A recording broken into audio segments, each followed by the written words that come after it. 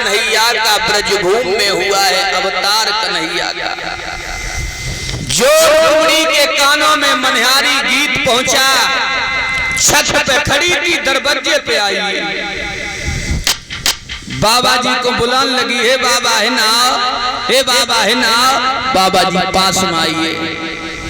मैया रुक्मिणी कटोरी में दही ढलाई, चम्मच लगाए लाई, चीनी डाल लाई, ले बाबा जी दही खाए ले। बाबा जी ने दही खाओ, पानी पिवाओ रुक्मिणी ने। दोनों हाथ जोड़ के रुक्मिणी बोली, बाबा जी एक बात पूछे? पूछो। अबे तुम किनको गीत गाए रहे थे? बाबा जी बोले, हम भगवान कन्हैया को गीत गाए रहे थे। एक बात और पूछे? पूछो। भगवान कहाँ रहते हैं? बाबा जी बोले, पहले वे मथुरा में रहते थे, अब वो द्वारकापुरी में रहने लगे। एक बात और पूछे? पूछो। श्याम की शादी हो गई? बाबा जी बोले, उनके बड़े वाले भैया बलराम का विवाह हो गया, उनकी शादी नहीं भई। अरे माताओं, जो रुक्मिणी ने जब सुनी कि कन्हैया की शादी नहीं भई, उसी दिन से मैया रुक्मिणी ने संकल्प कर लिया, अगर शादी करूंगी तो श्याम सुंदर के साथ न जीवन भर जब कुंदनपुर में कुंवारी बनी रहूंगी।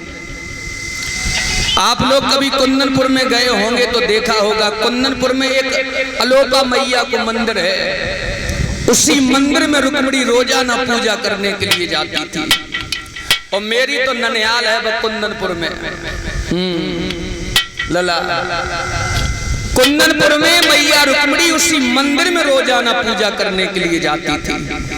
और मैया से एक ही वरदान मांगती थी, हे माँ, जब भी मेरी शादी हो तो भगवान कन्हैया मेरे पति बने। आज की बहनें कोई मंगे लला? अरे भैया, धीरे धीरे रुक्मिणी 18 वर्ष की हो गई। एक दिन रुक्मिणी की मां ने रुक्मिणी को आंगन में घूमता हुआ देखा।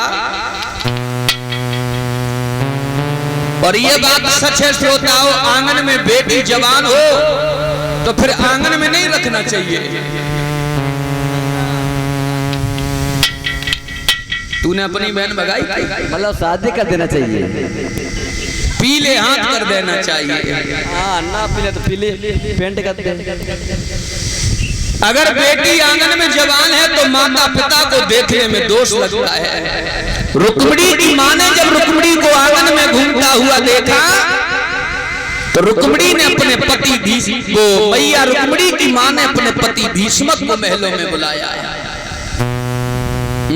बांदी को भेज दिया, जाओ बांदी, मेरे पति भीष्मक को महलों में लेके आओ। बांदी पहुंची, दोनों हाथ जोड़ के बोली, हे महाराज, तुम्हें महलों में तुम्हारी रानी बुला रही है। भीष्मक दरबार से निकले, महलों के लिए आए। जो रुक्मिणी की मां ने अपने पति को आता हुआ देखा,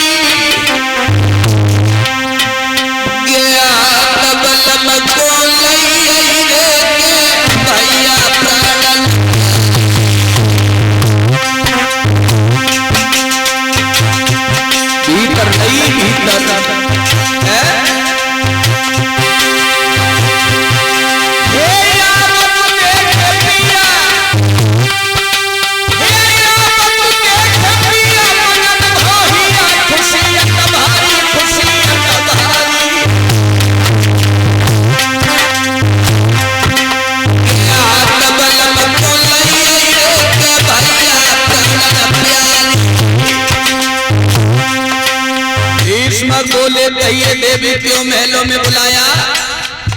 रुक्मिणी की मां ने दोनों हाथ जोड़े, बोले, प्रभु तुम्हें दिखाई नहीं देता है, बेटी आंगन में जवान हो गई, बेटी के लिए कोई सुंदर बेटा ढूंढो और पीले हाथ कर दो। बोली, घर में बिटिया सियानी हुई आई है, बोले बाल माधर लाड़ो सियानी।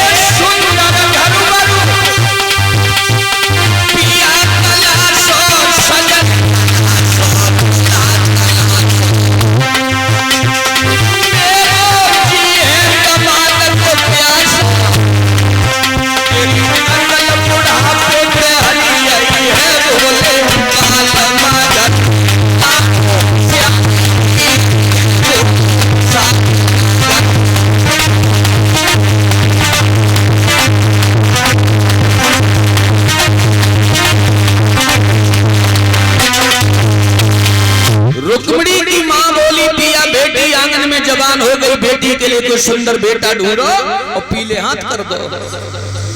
भीष्मक बोले बेटी मेरी है, हमें भी चिंता है। अगर तुम शादी की बात कर रही हो तो आज ही से बेटा की तलाश में निकलूंगा और रुक्मिणी के पीले हाथ कर दूंगा। और एक बात बताएं श्रोताओ, महाराज बेटा बेटी का मेल होना चाहिए। अब जनई के बिटिया बीएससी करें और लड़का नहीं हाई स्कूल। माताओं, पति और पत्नी रथ रूपी दो पहिया होते हैं। अगर एक भी पहिया चलने में कमजोर है तो गाड़ी में धचका लगता है। अब बात आई तो 2 मिनट गौर करें। लला दो भाई आते बिना पढ़े लिखे, शादी भाई बिल्कुल। अब पत्नी बहुत पढ़ी लिखी मिली, बहुत पढ़ी थी। अब को पति बनाए अंगूठा टेक। अब को छोटो वालो भैया बिना पढ़ो लिखो लला। जब बिटिया ससुराल में पहुंची तो श्रृंगार करे माता, उस श्रृंगार बने क्रीम लगाई। बके देवर ने देखो भाभी जूका है, भाभी बोली लला क्रीम है तो निकमऊ दे दे। भाभी ने देवर को क्रीम दे दे। बने माताओं क्रीम लई और चाट लई। बाय क्रीम कछु अच्छी लगी, बोलो भाभी ने और दे दे।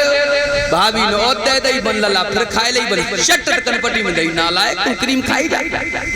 वो रोए के भैया के डंगा गो भैया मुझे भाभी ने मारो है। भूलला बाऊ से ज्यादा अनपढ़ रहे। भगभगाए के चलो आओ। बोली कह रही तूने मेरे भैया मारो। पढ़ी लिखी बिटिया बोली तुम आओ भैया बनाए पागल। एक दाएं क्रीम दही बने खाए लई, 2 दाएं दही बने खाए लई। अब्बू बा से बोलो तू तो बना पागल है, खाए खाए लई। संजा को रोटी खा तो चुप रख, खाए ले तो और अच्छी रात। तो कहने को भाव में रोई है श्रोताओं, बेटी और बेटा का मेल होना चाहिए। रुक्मिणी की मां के कहने पर महाराज भीष्मक महलों से निकले, दरबार में पहुंचे। जहां महाराज भीष्मक का दरबार लगा है। भीष्मक बोले हे सभा के लोगों, जो हम कहें बड़े ध्यान से सुना जाए। आप लोगों ने मेरी बेटी को देखा है, मेरी बेटी सुंदर है। बेटी सुंदर, बेटी सुंदर है तो बेटा सुंदर होना बहुत आवश्यक जरूरी है। आप लोगों की नजर में कोई लड़का हो तो बता। मंत्री, हाँ महाराज। तेरी नजर में कोई लड़का हो तो बता। मेरी बेटी तूने देखी है? हाँ महाराज देखी तो है। मेरी बेटी सुंदर है? सुंदर है। तो सुंदर बेटी के लिए सुंदर बेटा होना बहुत जरूरी है। बता। जरूरी है महाराज। महाराज आपकी पुत्री जो रुक्मिणी है उसकी उम्र कितनी है? मेरी रुक्मिणी की उम्र 20 वर्ष की है। 2 लाख कितने वर्ष का चाहिए? 25 वर्ष का। 25 वर्ष का। महाराज ऐसे करो 5 साल के 5 कर लो तो। मंत्री, हाँ महाराज। कोई नशा करके बैठा है? नहीं महाराज मैं सही कह रहा हूँ महाराज। क्या मेरी बेटी गोद में लेके खिलाएगी? नहीं महाराज, अगर 2-4 का पागल हो तो 1-2 तो ठीक है बने रही है। अरे हमें कोई एक लड़का बता, सुंदर हो, योग हो। महाराज एक बड़ा सुंदर सा राजा है, बताओ। बता। मगध के रहने वाले जरासंध कैसे रहेंगे? बिल्कुल नहीं। क्यों? घमंडी है। तो महाराज एक दूसरा राजा और हमारी नजर में, धर्मराज युधिष्ठिर कैसे रहेंगे? बिल्कुल नहीं। सगे भाइयों का नहीं हुआ, मेरी बेटी का कैसे होगा? और कोई नगर में लड़का हो तो बता। महाराज दुर्योधन कैसे रहेंगे? बिल्कुल नहीं। और कोई नगर में लड़का हो तो और बता। सुबह से शाम हो गई, एक खड़ा होता है सुंदर लड़का बताता है, दूसरा खड़ा हो जाता है उसके अवगुण बताने लगता। सुबह से शाम हो गई, ये निश्चित नहीं भाई कि रुक्मिणी की शादी कहां करी जाए। तब तक सबसे छोटा वाला बेटा भीष्मक का पहुंच गया दरबार में, जिसका नाम है रुक्मी। दरबार में पहुंच करके बोला पिताजी यहाँ कौन सी बातें चल रही, कौन सी चर्चा चल रही पिताजी? बेटा तेरी बहन की शादी की बात हो रही है। शादी के बारे में? कोई लड़का नहीं मिल रहा है जो बेटी के पीले हाथ कर दे। पिताजी हम अगर आपका अगर विचार हो तो हम एक राजकुमार बताएं। बताओ। ऐसे नहीं बताएंगे, पहले तालियां बजवाएं। ए सदा के भाइयों, मेरे बेटा के तालियों का स्वागत एक बार करिए। बता पिताजी, मुरली मनोहर श्याम सुंदर कैसे रहेंगे? बेटा तूने मेरी दिल की बात छीन ली। जय तो मेरे दिल में है कि मेरी बेटी रुक्मिणी की शादी हो तो भगवान कन्हैया मेरे आंगन में दमाद बन के आए। श्रोताओ, भीष्म महाराज ने कह दी अपने छोटे वाले बेटा से, जाओ कन्हैया के लिए लगन टीका चढ़ा के आओ। शादी निश्चित हो गई। दरबार में तालियों की गड़गड़ाहट हो रही थी। तब तक सबसे बड़ा वाला बेटा जिसका नाम है रुकुम पहुंच गया दरबार में। जिस सभा में तालियों की आवाज कैसी आ रही है? लाला तू बात सुनेगा तेरा दिल गदगद हो जाएगा, तेरा दिल गदगद हो जाएगा। तेरी बहन की शादी निश्चित हो गई। निश्चित हो गई? पिताजी कहाँ निश्चित हो गई? भगवान कन्हैया के साथ। हे पिताजी, वो द्वारकाधीश ग्वाल कमाल के बारे में बात कर रहे हो? हाँ पिताजी। तू भगवान के लिए ऐसे शब्द बोल रहा है, शोभा नहीं दे रही है। देखो पिताजी, मैं सही कह रहा हूँ। वो काला कलूटा, लफंगा, लुटेरा, भगोड़ा, नाचने वाला, चीज चुराने वाला, वो मेरा बानोई कभी नहीं बन सकता पिताजी। जहाँ हम गए तहाँ पे शादी होगी। तेरी नजर में कोई लड़का हो तो तू बता। पिताजी, हमारे नजर में बड़ा सुंदर सा राजा है। बताओ। बड़ा सुंदर सा राजा होगा, बड़ा पैसे वाला होगा, बड़ा दिल वाला होगा, चंदेली का रहने वाला होगा, दमघोष का पुत्र होगा, जो रिश्ते मेरा सगा साला होगा, उसका नाम शिषपाल होगा। क्या रे कुत्ता? बोले पिताजी। जिसने तुझे अपनी बहन दी उसे तू अपनी बहन दे सकता? बिल्कुल पिताजी, इसमें कौन पत्थर टूट पड़ेगा? अगर वो बहन मुझे दे सकता है, क्या मैं अपने बहन नहीं दे सकते? ये व्यवहार है। मेरे दरबार से रे रुकुम, तो व्यवहार है। जिसने तुझे अपनी बहन दी है उसे तू अपनी बहन दे सकता? बिल्कुल पिताजी, बड़ा पैसे वाला है, हाथी घोड़ा है।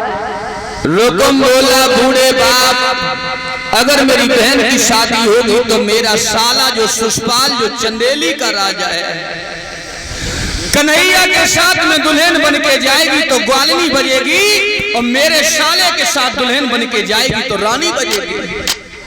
भीष्म बोले, लाला समझने की कोशिश कर। दो चार बेटियां नहीं बैठी, अकेली रुक्मिणी है। नहीं पिताजी। रुकुम बोला, अगर मेरी बहन की शादी मेरे साले के साथ में ना हुई तो जब कुंदनपुर में खून की नदी बह जाएगी। बिल्कुल। कितनी खुशी माता हो भीष्म के दिल में, लेकिन बेटा ने दुख में बदल दी।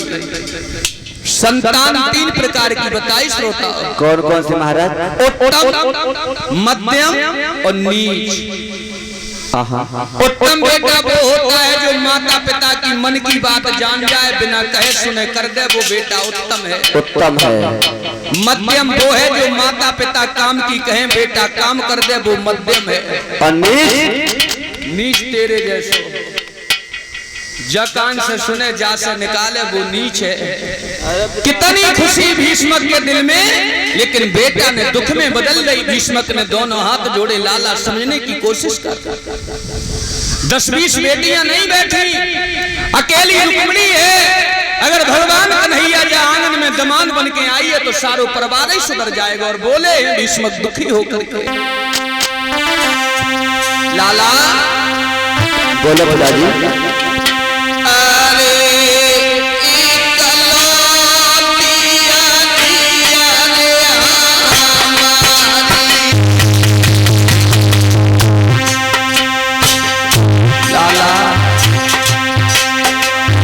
समझने की कोशिश कर। मैं समझ लिया पिताजी।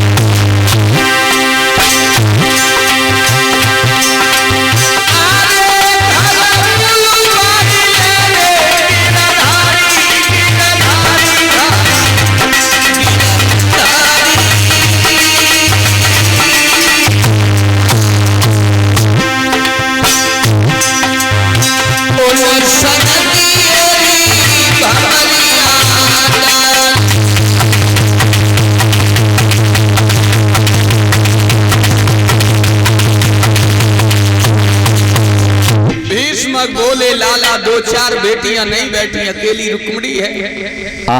अगर ये आंगन में भगवान दामाद बन के आई है तो जीवन सुधर जाएगा। रुकुम बोला बेर बेर वही बात, अगर मेरी बहन की शादी होगी तो चंदेली का राजा जो सुष्पाल जो मेरा साला है, और इतनी कहकर रुकुम चला गया।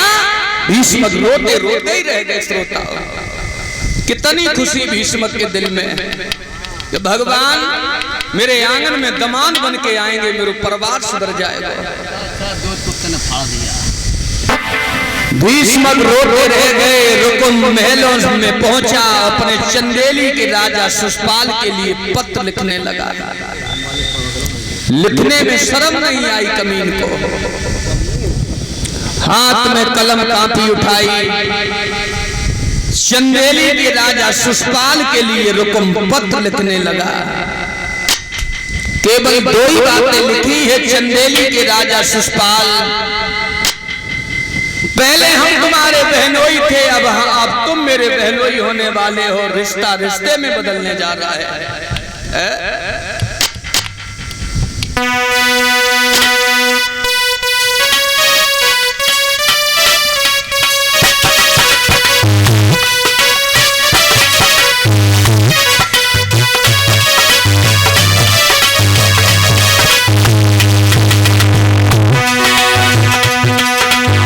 चंदेली के राजा सुष्पाल के लिए पत्र लिखने लगा।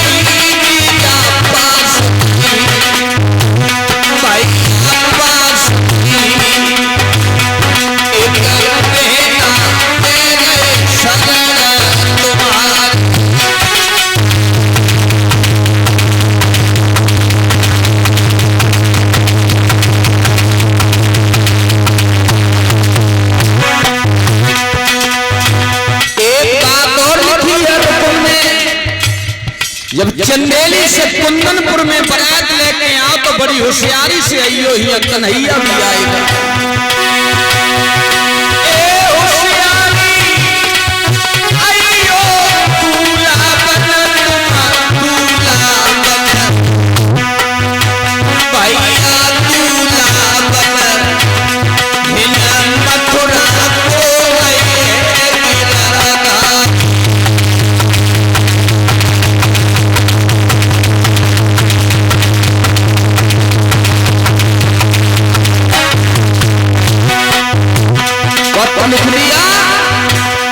नाई ब्राह्मण को बुलाया, कह दिया जाओ नाई ब्राह्मण लवण टीका लेकर के चंदेली में मेरे सालों के लिए चढ़ा दिया।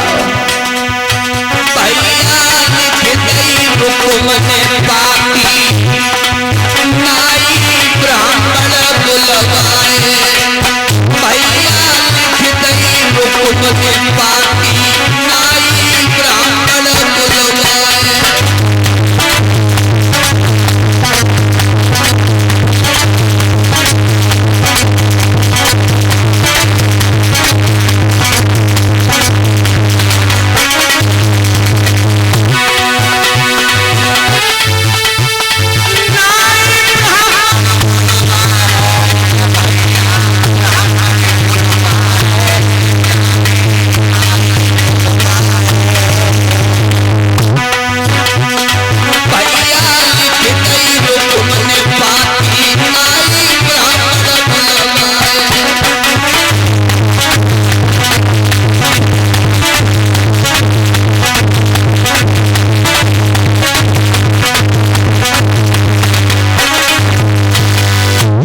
चंदेली के राजा सुष्पाल के लिए रुकुम ने पत्र लिख दिया और नाई ब्राह्मण को बुलाया, जाओ ये लघु टीका चढ़ा के आओ।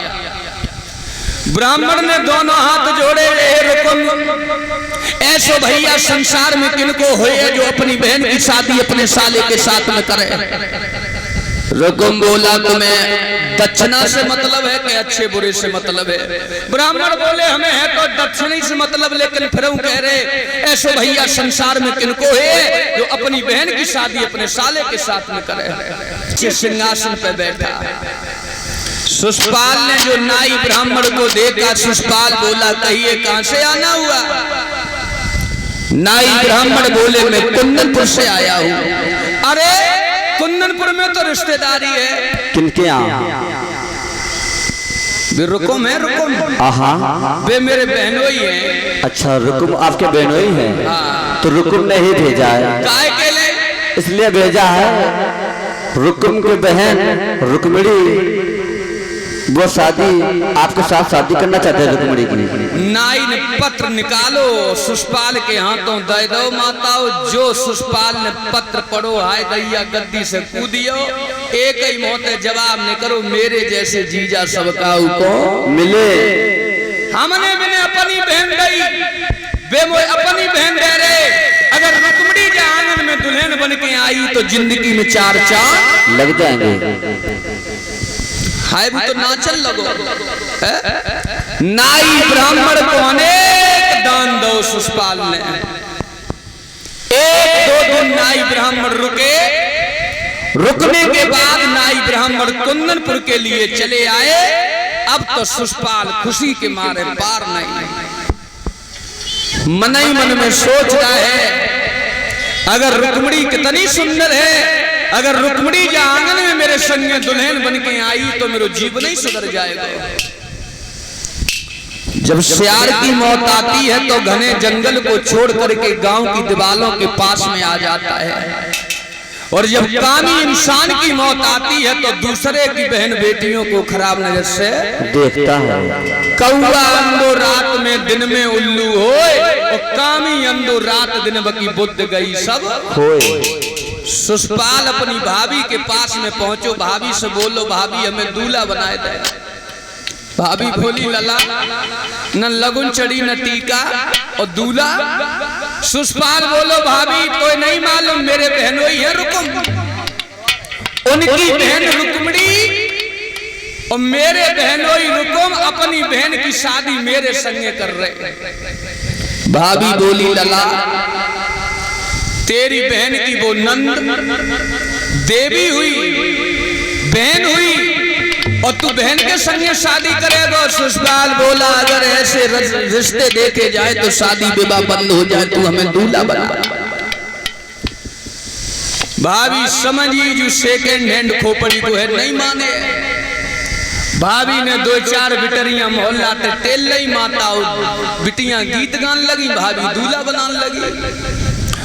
और जब भाभी दूल्हा बनाने लगी, बिटियां गीत गान लगी, जैसे ही सुषपाल ने पटा पे पैर रखो तो पटा से पैर रपकियो, और लला जो पटा से पैर रपको, कछु बिटियां गीत गाए रही, कछु मुंह में चुनरिया दे के हंसन लगी।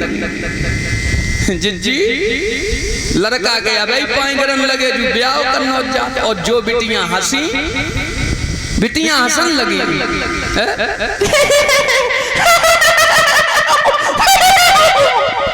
और जो बिटियां हंसी तो रुको, सुषपाल को गुस्सा, ये लड़की क्यों हंसी, चल गीत गा, गीत गा। बिटियां फिर गीत गाने लगी माता। और जब भाभी ने सुषपाल को दूल्हा बनाओ तो कछु असगुन बहे, असगुन जगे धरो शीश पे मोहरे शीत हुई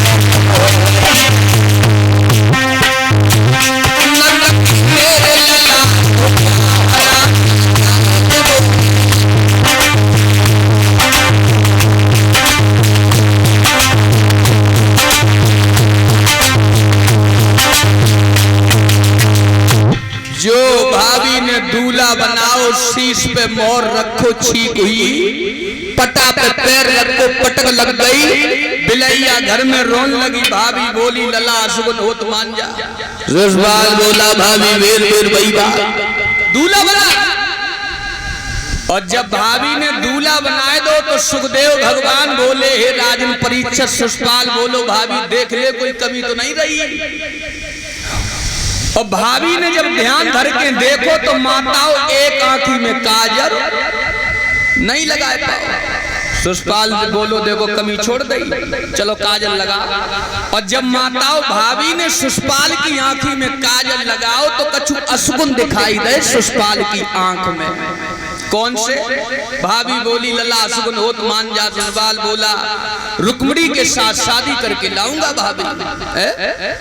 और जब भाभी ने काजल लगाओ तो सुषपाल की आंखी में अशुगुन दिखाई दो। भाभी बोली लला एक काजल लागी तीन भूप के न दिखाई लो पट्टा, कछु सखियां गाय रही गीत मचाई रही खटका।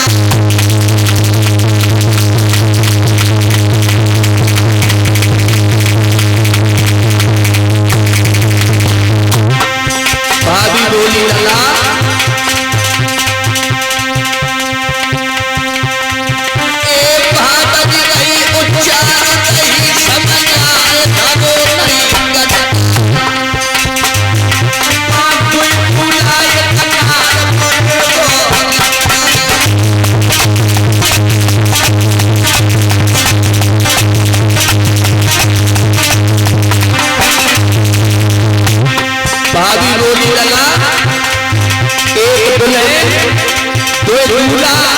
बिना रट्टो भाव नहीं बचे मान्या बोली भाभी एक भाभी नहीं उच्चार नहीं समझाए धरो नहीं गट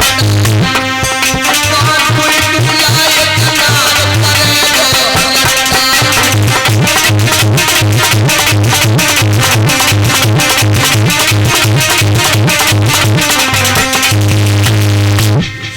भाभी बोली लला एक दुल्हन दो दूल्हा बिना रट्टो बहु नहीं बचे मान जा। सुषपाल बोला भाभी अगर रुक्मिणी के साथ शादी करके ना लाया तुझे चंदेली में लौट करके तुझे मुंह नहीं दिखाऊंगा। सुखदेव भगवान बोले हे राजन परीक्षित भाभी ने दूल्हा बनाए दियो। सुषपाल ने अपने मौसी के लड़का दंत्रवक्र से कही भैया सेना सजाओ। सुषपाल के मौसी के लड़का दंत्रवक्र ने तेज छोड़ी सेना सजा।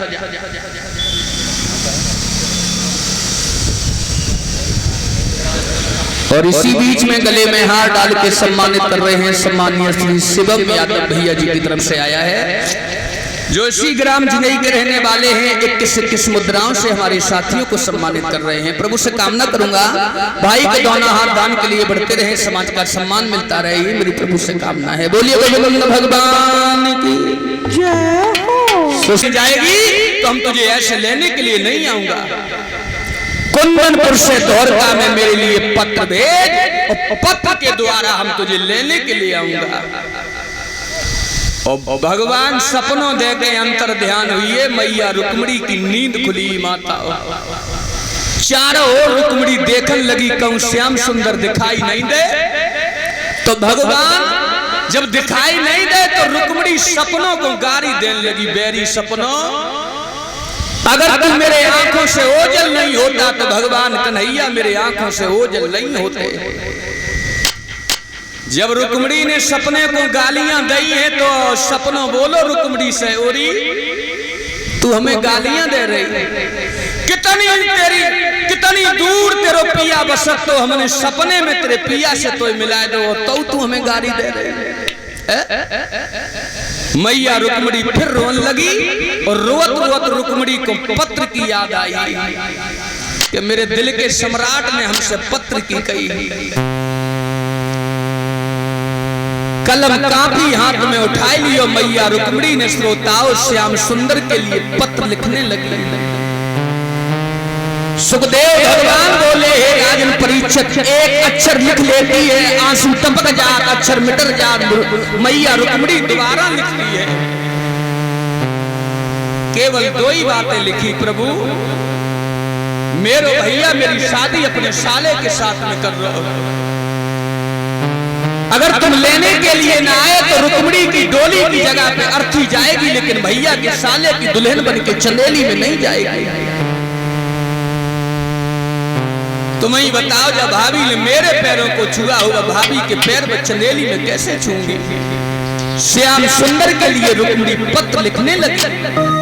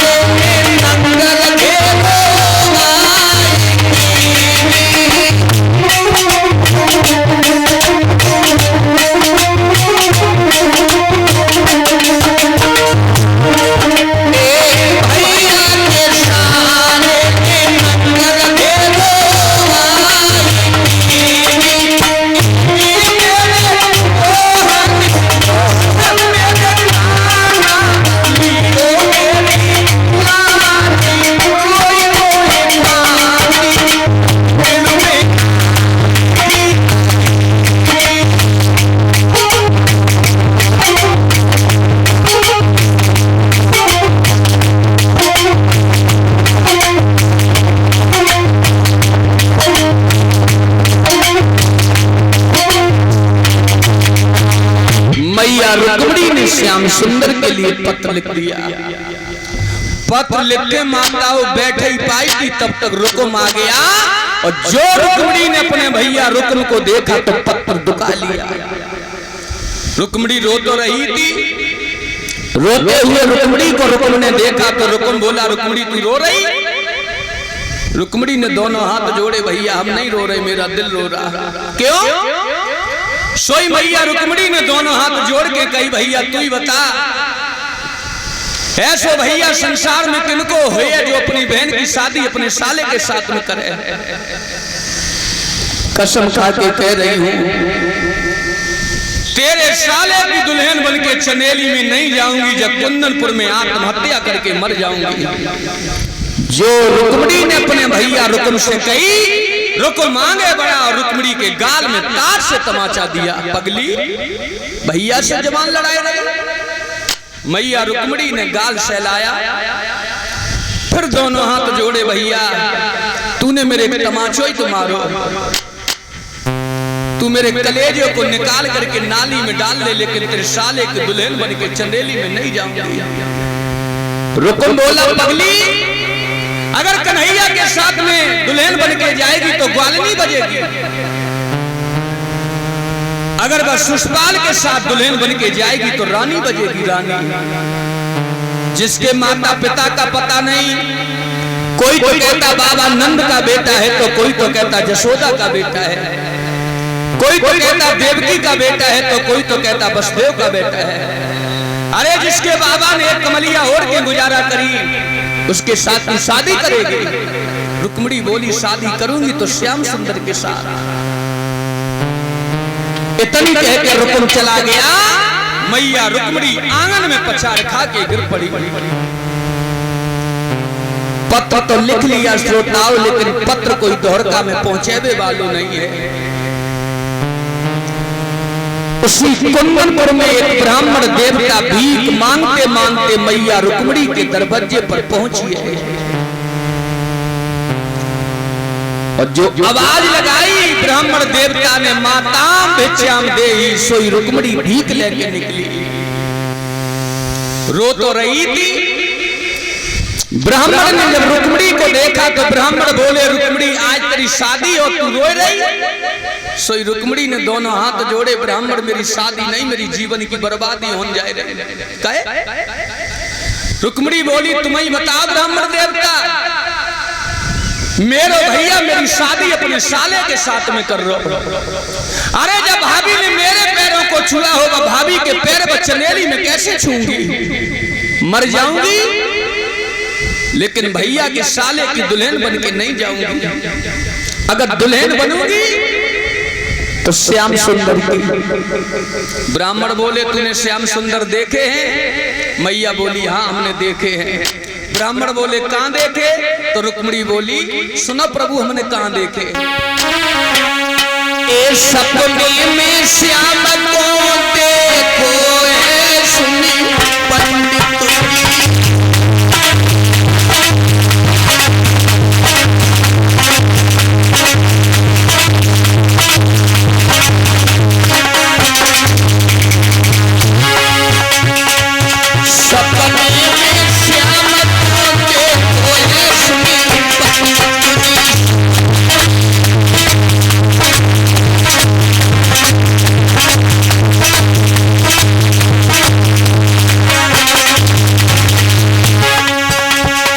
ब्राह्मण बोले, देख ही दूसरी भाई के कछु सबौ कभी भाई। तो रुक्मिणी बोली, एक बात कही मेरे श्याम ने, कौन सी सुनो? एक कही श्याम चिट्ठियां भैया, एक चिट्ठियां भेज हमें बुलवैया, तो ले जाके मेरे सने सोए सुनी पल।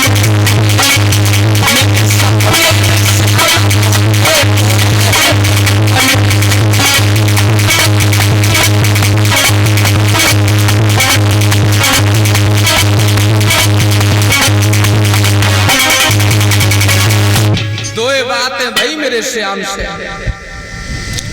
श्याम ने मेरे लिए कही है कि कुंदनपुर से द्वारका में पत्र भेज, और पत्र के द्वारा हम तुझे लेने के लिए आऊंगा। रुक्मिणी बोली, ब्राह्मण देवता तुम जितनी सारे दिन में भीख मांगते हो उतनी हम तुम्हें अकेले दे दूंगी, मेरे काम कर दो। ब्राह्मण बोले, बता। सोई रुक्मिणी ने पत्र निकालो, ब्राह्मण के हाथों दे दिया।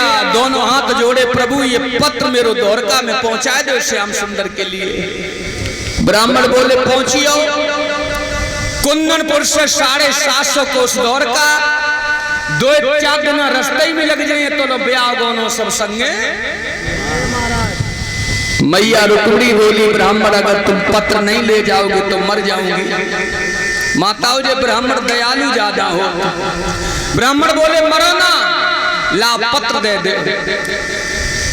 रुक्मिणी का पत्र ब्राह्मण कुंदनपुर से लेके चले हैं द्वारका की ओर, सीध लगाई। चलती बेरा मैया रुक्मिणी ने एक बात और कही, मेरे कह देना श्याम सुंदर से कि रुक्म का साला कुंदनपुर में बारात लेकर रुको है, तुम जल्दी जाओ अपनी रुक्मिणी को ले आओ। ब्राह्मण बोले, ओरी हम तेरे पत्र तो ले जाए रे बिटिया, लेकिन कछु खेवे के तो दे दे, जो रास्ता में भूख लगे खाए ले। रुक्मिणी ने पत्र, भोजन दो। और लला भोजन लेके और रुक्मिणी पत्र लेके ब्राह्मण देवता कुंदनपुर से चले, द्वारकापुरी की सीध लगाई। जोलो ब्राह्मण पे चलो गो, तोलो ब्राह्मण चलते रहे माताओं। और जो ब्राह्मण थके, सोई ब्राह्मण भगवान कन्हैया से विनती करने लगे, प्रभु अब तुम ही देखियो, रुक्मिणी का भेजा हुआ ब्राह्मण पे अब नहीं चलो जाए रहा। एक वृक्ष के नीचे ब्राह्मण बैठिए और भगवान कन्हैया से विनती करने लगे। सभी लोग बोलेंगे, एक दिन बुढ़ापो सब पे आना है, ब्राह्मण की मदद करेंगे। ब्राह्मण भगवान कन्हैया से विनती कर रहा है और बोला है, प्रभु कि मोए भीषम की बिटिया ने भेजो है सुनी पंडित।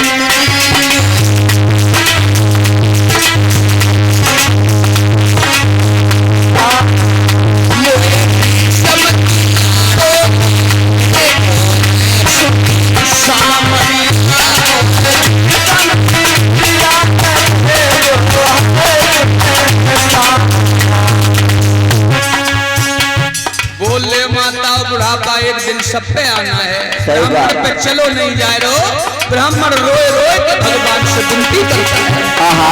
ताली बजाते हुए बोलेंगे सब लोग, मोए भीषम की लाड़ों में भेजो है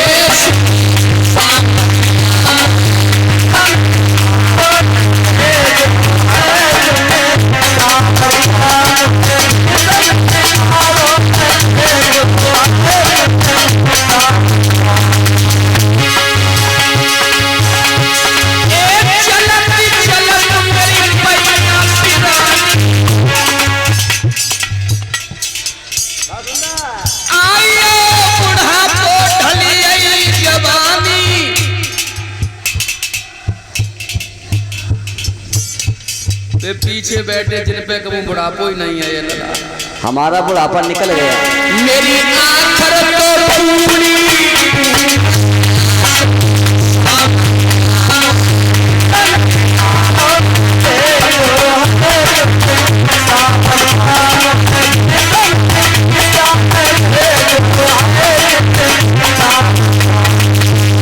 ब्राह्मण पे चलो नहीं जा लो।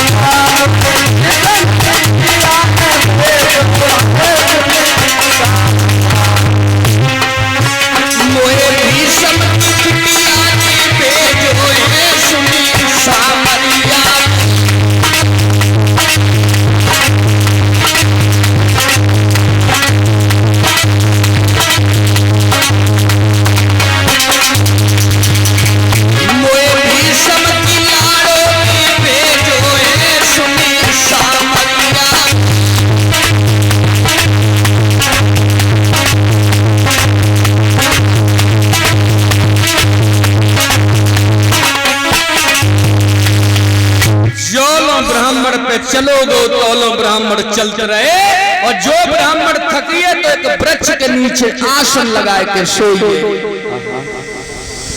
राक्षस ही है तो टेसु झेंझी का विवाह होता है, ये भौमासुर नाम का राक्षस है।